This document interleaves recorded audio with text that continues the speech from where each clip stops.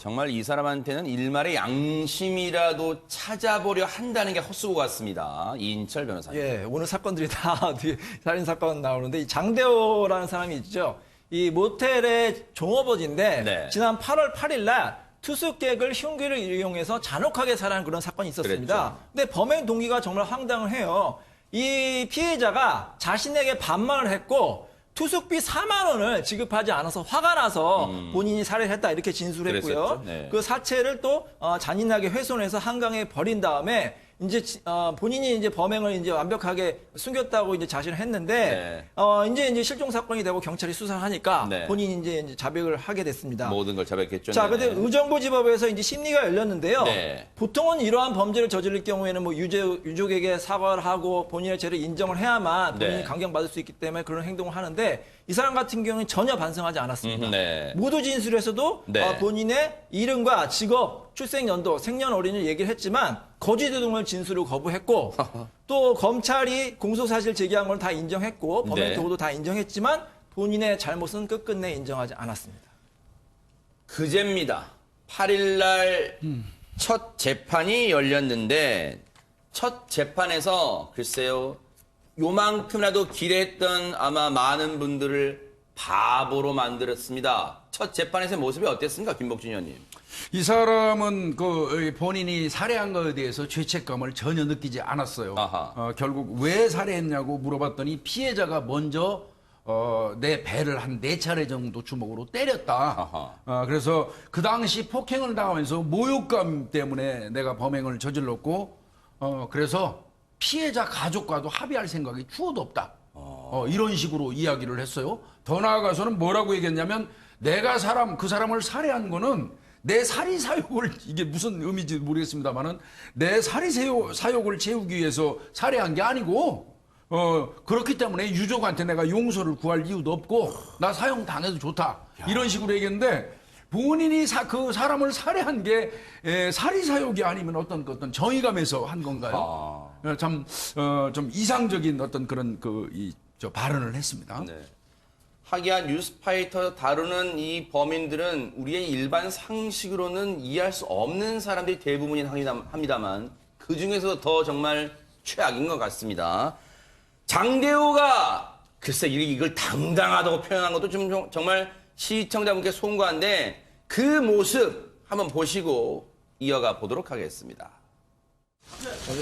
이번 사건은 흉악범이 양아치를 죽인 사건입니다. 나쁜 놈이 나쁜 놈을 죽인 사건이에요. 지금 반성하고 계십니까? 제가 유치장에서 죄송합니다. 많이 생각해봤습니다. 아무리 생각해도 잠깐만요. 왜 말을 못하게 하는데 잠깐만요. 아무리 생각해도 상대방이 죽을 짓을 했습니다. 반성하고 있지 않습니다. 유족들한테 미안하지 않으세요? 전혀 미안하지 않습니다. 유족 얘기가 잠깐 말미에 나온 김에 어제 첫 재판이만큼 손정혜 변호사님 유족들도 혹시 재판 봤을 거 아닙니까? 방청석에 유가족들이 있었고요. 그래서 재판부에서 왜 유가족에게 미안하다고 하지 않느냐 이렇게 이야기를 했더니 또다시 앞서 본 화면의 태도와 마찬가지로 전혀 미안하지 않습니다라고 하면서 오히려 유족을 빤히 쳐다보면서 윙크를 하고 미소를 지었다는 겁니다. 그 자리에 있었던 유가족은 그야말로 상처를 2번, 3번 받는 상황이 아닐까 생각이 드는데 실제로 자리를 박차고 나와서 울분을 토로했다고 하니 얼마나 상심하실지 뭐 상상이 안 되는 상황입니다. 김복준 의원님. 예. 유족들 빤히 쳐다보면서 네. 윙크와 미소? 지금 소름 끼칩니다, 지금. 저는 이 사람은 전형적인 확신에 찬 사이코패스라고 생각합니다. 사이코패스라고 해서 또 전부 다 범죄자는 아니지만요. 네. 어떤 연살인범의 분류에 들어가는 꼭 그렇게 분류를 한다면 이 사람은 사명감형 살인범이라고 봅니다. 그런 분류가 있나요? 예, 혼자서 사명감 느끼는 거예요. 이 세상에는 본인이 생각한데 이 세상에는 존재해서는 안 되는 사람들이 제도권에서 해결이 안 되니까 내가 직접 응징한다는 혼자서 사명감 느끼는 연살인범의 분류 중에 사명감형이 있어요. 그 영화에 많이 나오는 소재 같은데요. 거기에 많이 이 사람이 천착되는 것 같은 느낌이 드는데 이를테면 이런 겁니다. 네네. 미국에서 약 50여 명의 그 여성들 가출한 여성 청소년들을 집중적으로 살해한 게리 리치웨이라는 범인이 있었어요. 아하. 그 범인 같은 경우도 검거해가지고 보니까 가출하거나 아니면 성매매를 하는 여성들은 이 세상에 존재해서는 안 된다고 혼자서 사명감을 느꼈어요. 그래서 그런 여성만을 집중적으로 골라가지고 살해해서 그린리버 사건이라고 그러는데 강에다가 유기했던 그런 사건이 있었거든요. 그것처럼 내가 볼 때는 이 친구도 전형적으로 이거 확신에 찬 아하. 어떻게 보면 뭐 자기 사리사욕 뭐 이런 얘기 하지 않습니까? 네. 자신의 행위가 마치 어떤 공적인 역할을 하는 것처럼 착각하는 그러네요. 사명감형 살인마 같습니다. 최진봉 교수님. 예. 그런데 장대호 본인은 검찰의 구형, 사형 구형이 나 사형도 괜찮다. 정말 이것도 천인 공로짓입니다만 진짜로 사회와 경위가 필요하긴 한 것 같아요, 지금. 그렇죠. 그래서 검찰이 구형을 사형을 한 것 같아요. 네. 물론 사형이 집행되지 않을지는 또 뭐 법원에서 어떤 경우가 나올지는 봐야 되겠습니다만 검찰이 볼 때는 이게 계획범이잖아요. 계획적으로 죽였죠. 그리고 나서 사체 유기했죠. 그리고 지금 반성행위도 전혀 보이지 않고 있죠. 또 살인의 동기라고 하는 게 너무 이해가 안 되는 동기예요.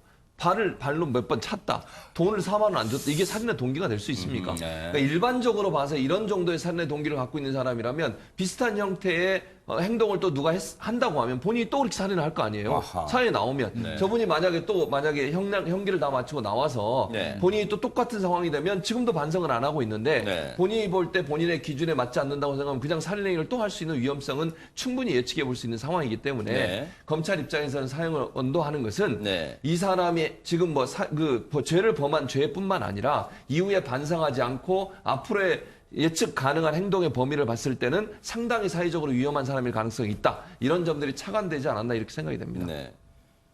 혹시 제가 이렇게 말씀드리면 인권을 상당히 소중히 생각하시는 분들은 어떻게 반응하실지 모르겠습니다만 근데 이인철 변호사님 네. 우리나라는 사형 집행되지 않은 사실은 이미 사형제 폐지 국가에 지금 분류되어 있잖아요. 사형 의미가 있습니까? 사형 구형이 어떻습니까?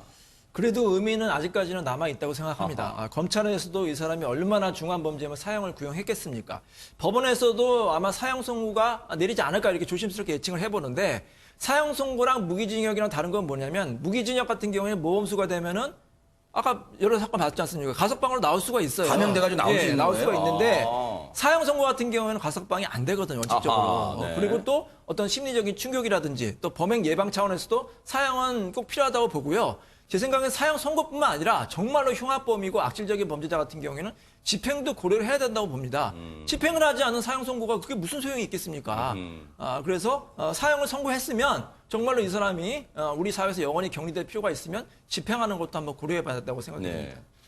혹시 이제 다음 달 5일이면 이제 장대호에 대해서 선고하는 공판이 열려요. 그날 이제 뭐 징역 얼마가 나오겠지만 손정혜 변호사님 재판부한테는 이 장대호가 범행 후에 글쎄 이거 자수라고 봐야 될지 모르겠습니다만 자수했다는 것도 참작이 됩니까 혹시? 근데 그 실질적인 자수의 효과로서 감경하기는 어려운 사안으로 보이고요. 이미 피의자, 용의자로 다 특정된 상황에서 자수를 했던 사건이기도 하고 나아가서는 이 사람이 살인범죄에 대해서 반성하지 않는다는 것은 혹여라도 선처했을 때 재범 우려 가능성이 굉장히 높다라는 측면에서는 자수로서 감면해주거나 감경해주기보다는 오히려 엄중한 처벌을 하는 것이 훨씬 더 우리 사회의 안정성에 도움이 된다라고 재판부가 판단할 가능성이 높아서 사형까지는 아니더라도 무기징역, 중형은 예상되는 사건입니다. 네.